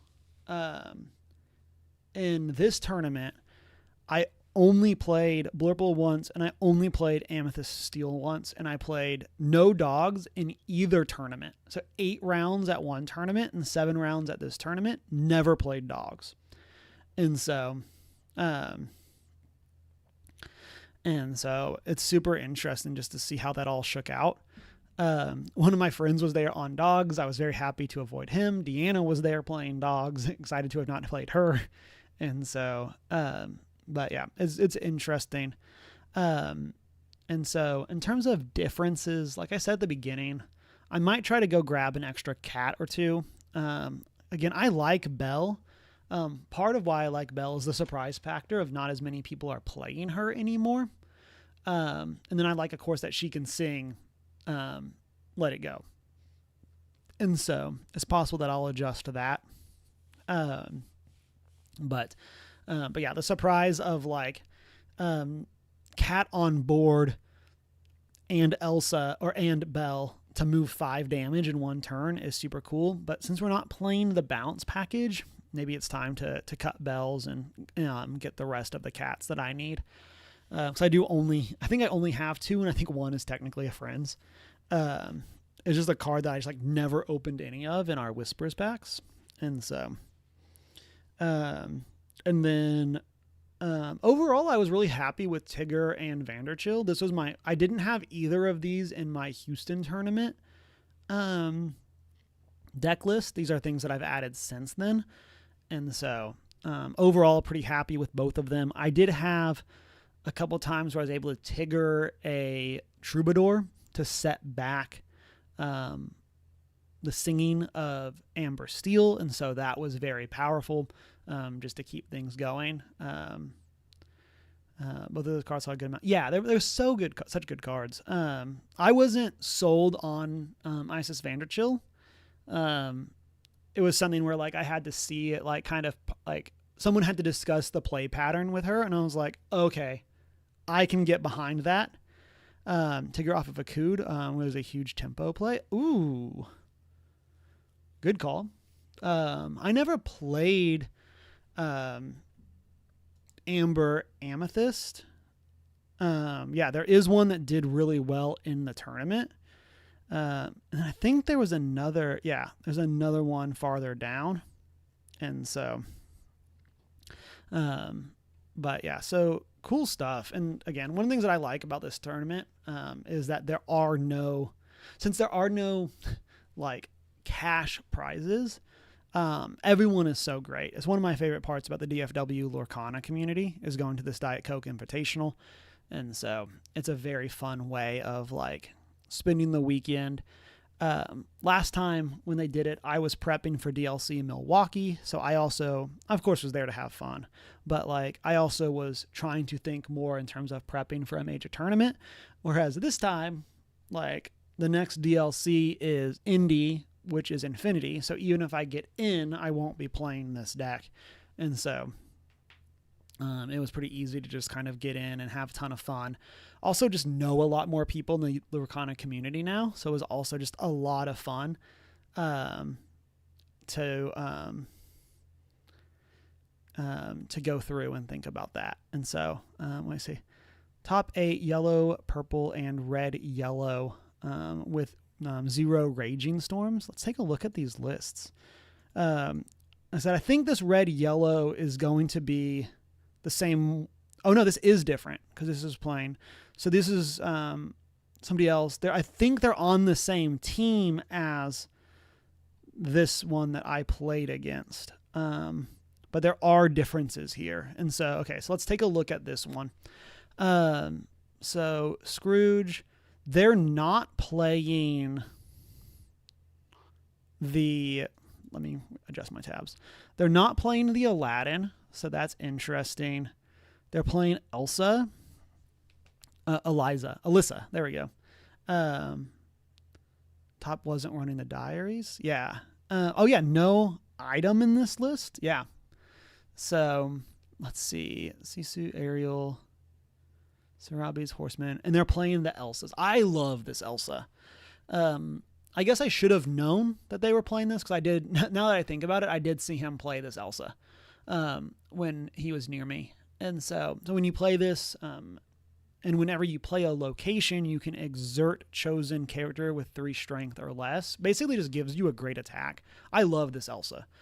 I think this card is super fun. And then if she's at a location, she quests for 4. You only have 1 location in this deck, so you're probably... and then it only has 4 willpower unless it's boosted. So it's probably pretty hard to keep her alive for multiple quests. But all that said, you are a control deck. And so it does seem like you could either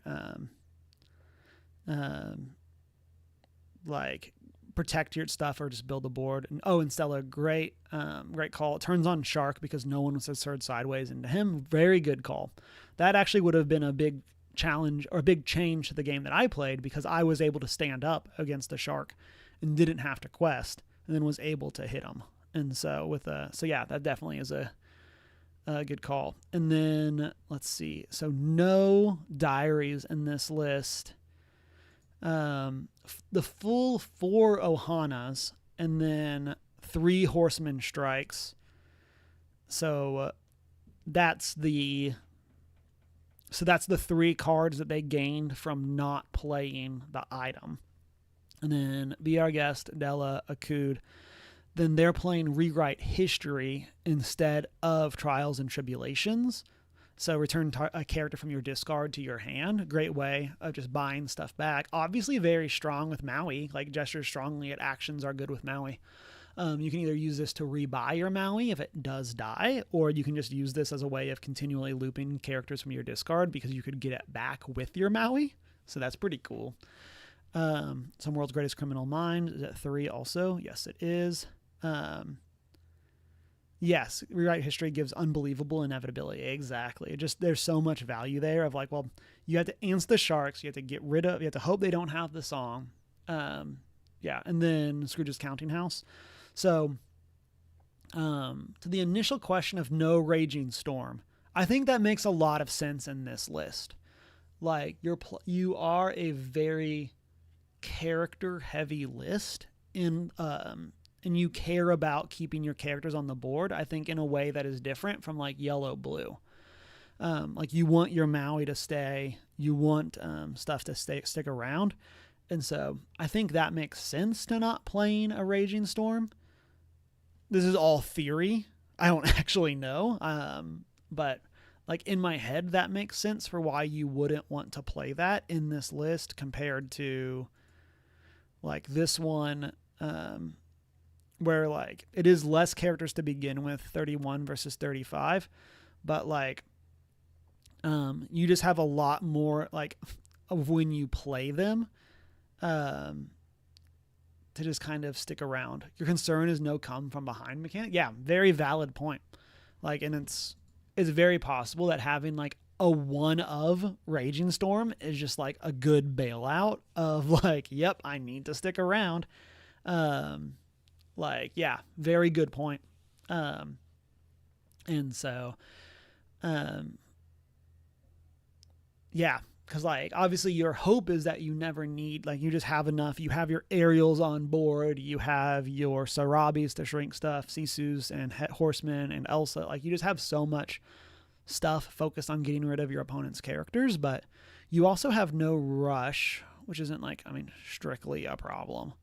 But it is interesting in that regard as well. So like you do need to stick stuff turn over turn. So maybe it's a ink count. Like again, like you are a control deck, but you're not playing ramp. And so maybe it's just too hard to hit 8 and the card is just dead too often. I don't know. This person's a friend of a friend. And I think they were saying that, that the friend that I know was telling me that this person's been like toying with this deck for like 4-ish months. Like, and obviously the, adding in the Whispers card or the Winter Spell cards that just came out, but like, this is a deck that they had been working on and then like finally got like with, Winter Spell finally got enough pieces to get it to all come together into this shell. Because this is playing a lot of Winter Spell cards. So Akud, Counting House, Ohana, Elsa, Sarabi, Nakoma, Alyssa, Scrooge, like, yeah, like, oh, and Angel. Like, so many Winter Spell editions. I'd be very curious to, like, what the previous versions and previous iterations of this deck actually looked like. Just because that's such a huge change. So, without Sarabi, you can get out of the danger zone with strength. I think almost naturally. Yeah, like it's so easy to just make it so like, oh, I'm gonna just never take damage when I challenge between that and the Delos Moon Lullaby. So, this is definitely one I want to mess with. I said that for the other one because I thought they were the same. But I definitely want to do this. I like the rewrite histories. I think that's a super cool addition. I wanted to play the Might Solve a Mystery in one of the versions, or there's a deck that I was toying with that would play that song. But oh, you've been on this as well? Ooh. If you have like a Dreamborn link, Stella, go ahead and post that in chat. We'll take a look. And let's take a look at Yellow Purple. So this is the second place list. Yeah. So Elanway, Olaf, Royal Guard, lots of 1-drops.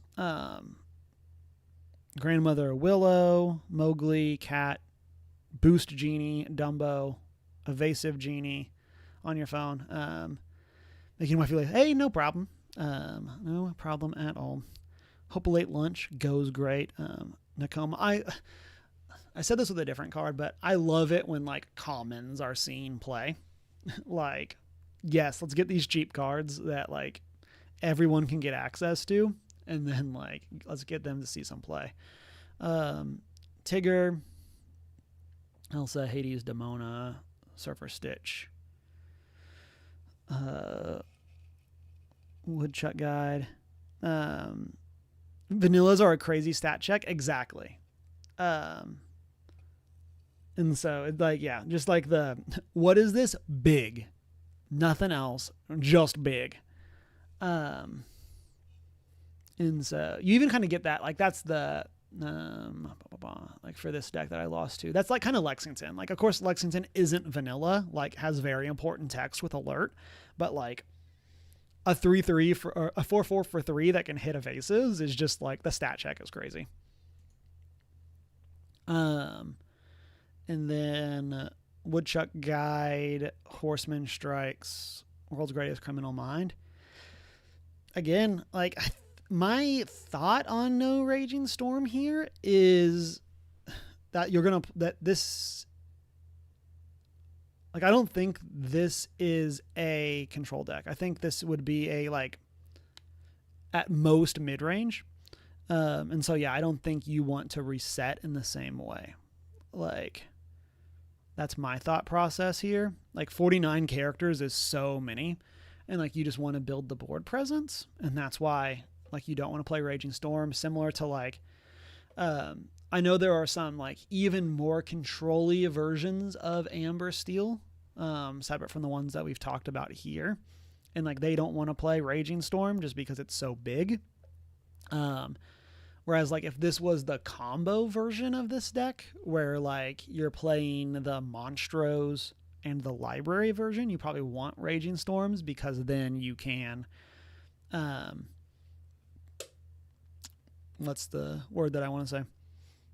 Because then you can use it as the bailout, so you can just buy another turn to hopefully hit the combo. Maybe that's what's going on, and that's what's causing the difference.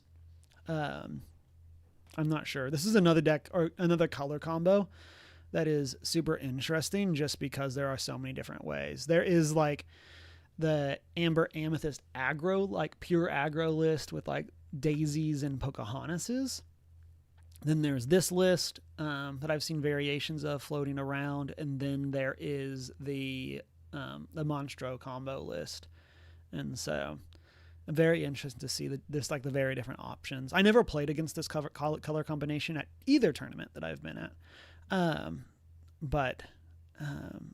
Yeah, the stress of having to figure out what version of the list your opponent on is super stressful. 4 rotations, you were stuck with Rapunzel Traps and Gothel Rapunzel for card draw.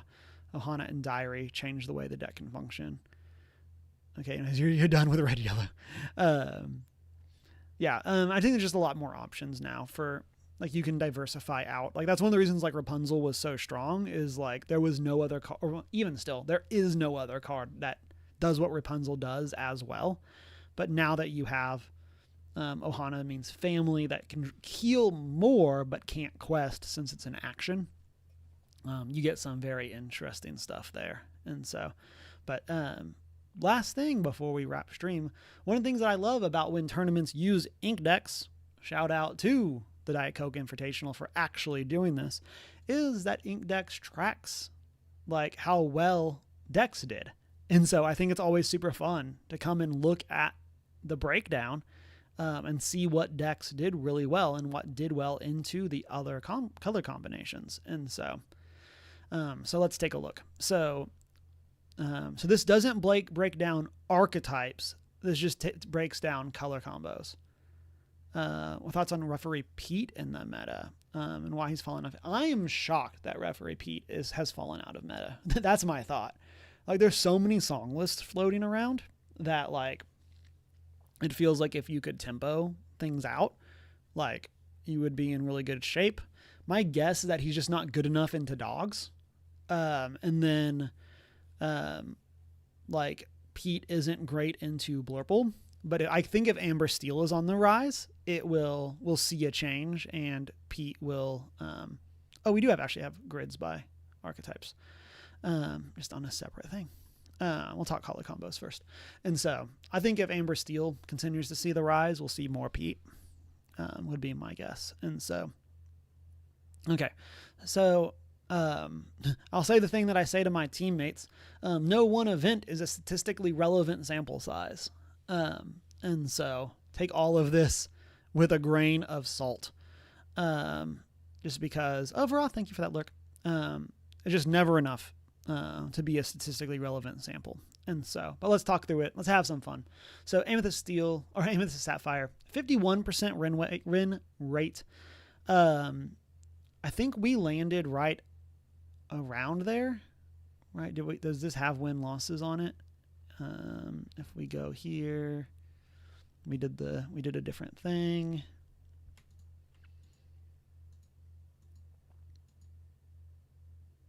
Does this have, no, this just has match wins. I wasn't sure if this was going to have game wins because we had to do it myself. So 50-50 in the first two, 6-2, 7-4, 9-4, 9-6. So we actually ended up above 50%. So cool for me. Melee might track game wins. Interesting. I feel like the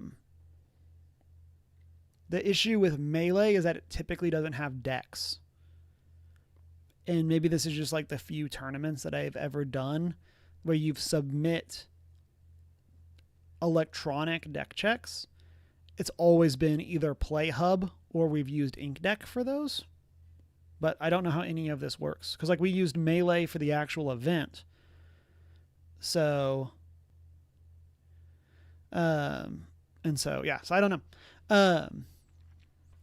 I would love it if every app tracked stuff like this and would spit out this. I think it's super interesting. And so, okay, so 51% on the day, 53 against Amber Steel. Shocked by this. Now, granted, like, I am 2 of these losses. So, or I guess 1 of these losses because this is matches, not games. And so, Yeah, so interesting that Blurple only beat Amethyst Steel 3 out of 9 matches. 55% into dogs is interesting. I wonder if other people are like me, obviously teching for it. Flat into Amber, Amethyst. Crushed Blue Steel. Flat into Baja. Flat into Amber, Ruby. Only 2 matches against Amethyst Emerald. Interesting. 1 into Amethyst Ruby. 4 into Amber Sapphire. The Amber Sapphire players must have just dodged Blurple. Like, we're one of these losses. But they must. I only know of 2 Amber Sapphire players that were there. I don't know if there were more. I'm sure there were, but I only ever saw 2. And so, interesting. And then 100% into Ruby Sapphire. I didn't even, again, this is a combo. I knew, actually, I say I didn't know it was there. I know one person that brought this combo. And then let's see, Steel Song, 61% win rate on the day. Lost to Blurple, destroyed Amethyst Steel, destroyed Dogs, yeah. Flat there, destroyed Baja? Oh. I guess they're just too fast. Like, they can just switch into aggro mode against Baja. Got wrecked by Amber Ruby. Pretty good in there. That's only 1 loss. Flat. I would expect them to be good into Amber Sapphire. I wonder. I mean, only 2 matches, so not exactly statistically relevant, but. And then the other big ones were Amethyst Steel, flat overall, and then 67 into, yeah, inverse. Didn't do great into Amber, did great into Dogs. I'm surprised to see this. I mean, we'll talk about it there, but I'm surprised to see this. Then cleaned up there. Interesting. Yeah, so I'm really surprised to see only a 36 win rate for Dogs. 53 matches.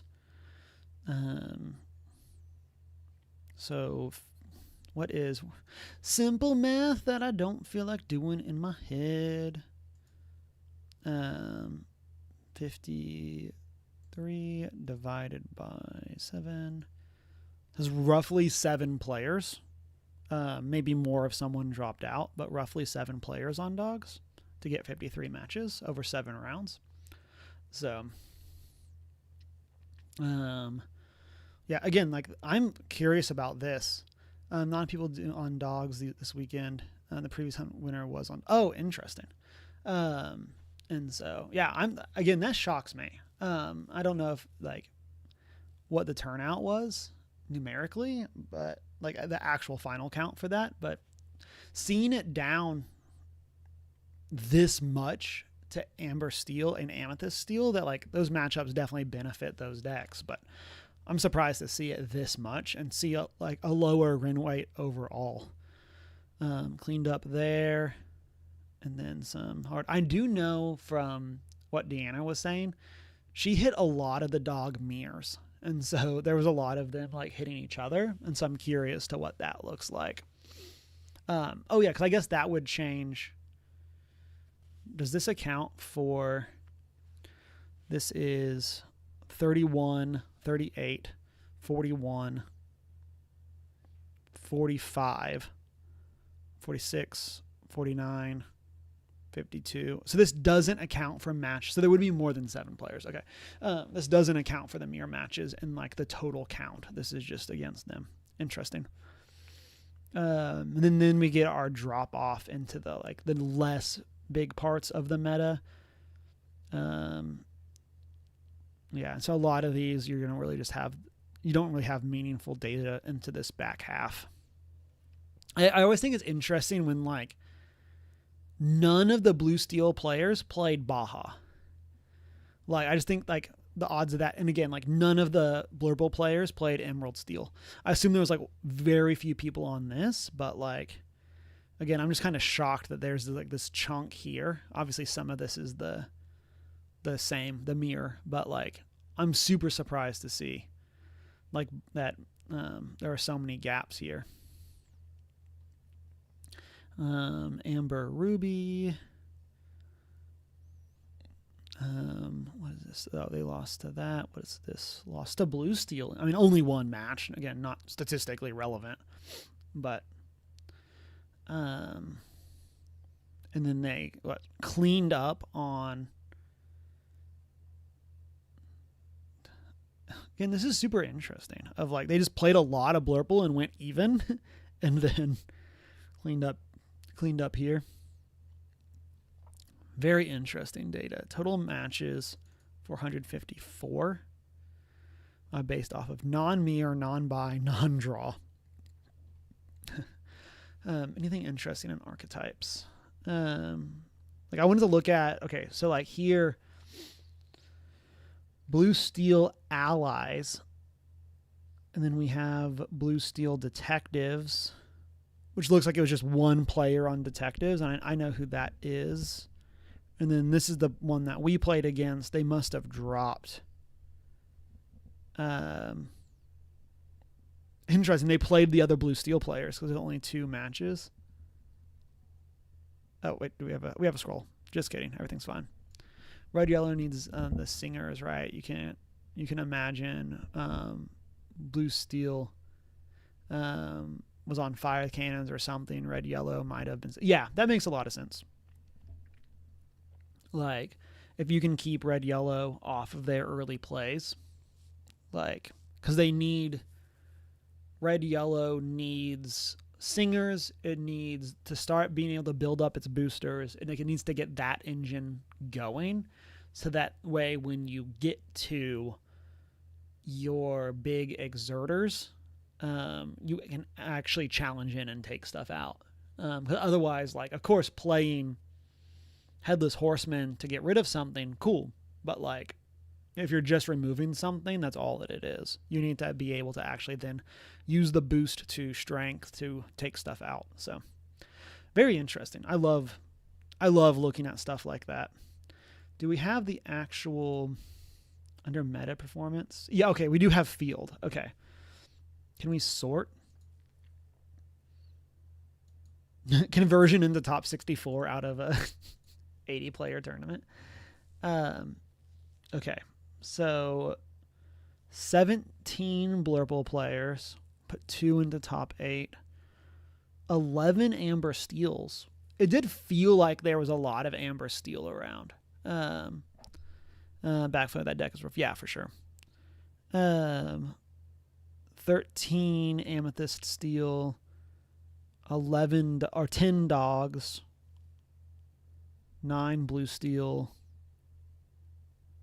Interesting. Very cool, like, set. Oh, there. Okay, so I know who the one Ruby Sapphire player was. Okay. I didn't realize that there was only one. And then there was only one Emerald Steel. Interesting. I'm surprised there was only 2 Amethyst Rubies. I know that some people are liking that deck.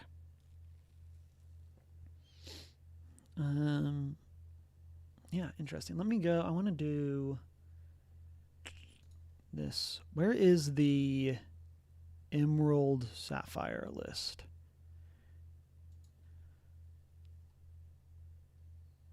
Okay. So you're doing Clarabelle's. Ooh, Flynn? I see you. Webby, Doc, Go-Go, Tamago, Mini. Again, crazy. Just like you're playing a 2-drop vanilla just for the stats. Let's go. Love that for you. White Rabbit as your underdog. Just an evasive 2/2. Angela. Love Angela. This is one of my favorite arts from Winter Spell.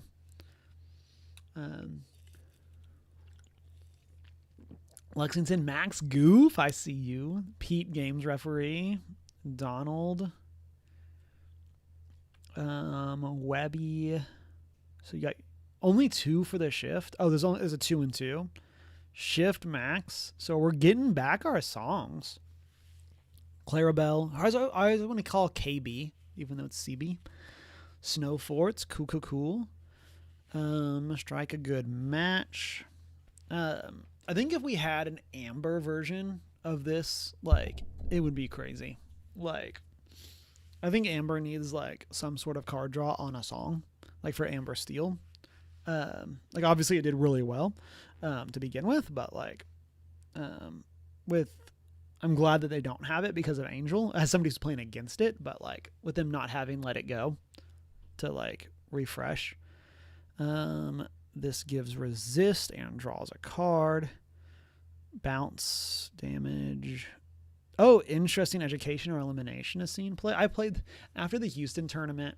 I played in a sealed, and I played this in my sealed pool. I think it's a cool card. And then he hurled his Thunderbolts. Interesting to not see the Malicious, Mean, and Scary combo. Like, I was like, Prince Philip is just like a pretty strong card all the way around. Interesting to not see any of that. Maybe it's just too slow. I mean, you do have, of course, Strength and Thunderbolt. But I love the Max Goof lines. Yeah, very cool. But I think that is going to bring us to the end of our stream. It's been a good one. I'm excited. We've been away for a couple weeks just with being busy. Hopefully we'll be back next week as well. And then we'll get into April, and the question will be set champs. And so excited to talk some about set champs. Probably end up doing like an end of the month recap on what that looks like and how set champs went. But we'll see. And so I was excited for this tournament. I mean, always wish I would have done a little bit better, but I feel like this is like the 5th or 6th tournament in a row that I've been 4-3, like just above even, and like happy to get wins, happy to do well, but like I feel like I'm stuck in this bracket, and I need to do some more grinding and stuff to get more practice in, to get up to actually like get a good finish at a tournament. So, but yeah, we'll talk about set champs as those come. Again, potentially like however many set champ recap I do at the end of the month. But we'll kind of just see how the other ones shake out. And then we got indie tickets dropping soon. And then, yeah, some good stuff all around. Some housekeeping before we wrap up. Tomorrow over on First Geek 411, we'll be doing our geeky chatting news, catching up, all that kind of stuff. And then next week, we will be back with Daggerheart and our Tier 4 play as we get close to the end of that TTRPG. But all that said, Stella the Dog, thank you for coming in. I hope y'all's late lunch is fantastic. Thank you for that follow. And I hope everyone has a fantastic Sunday and a fantastic week. Catch everybody around over in the Discords and stuff like that. Bye.